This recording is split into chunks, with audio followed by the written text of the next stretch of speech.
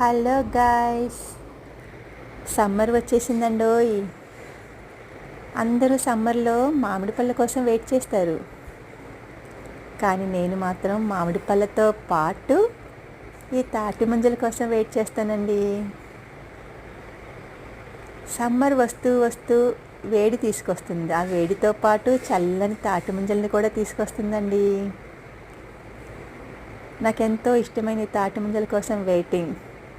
Finally తెచ్చేసాను.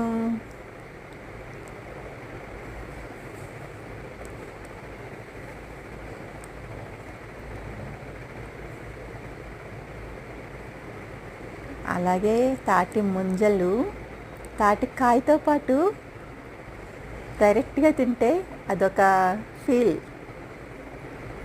Enjoying తాటి ముంజలు.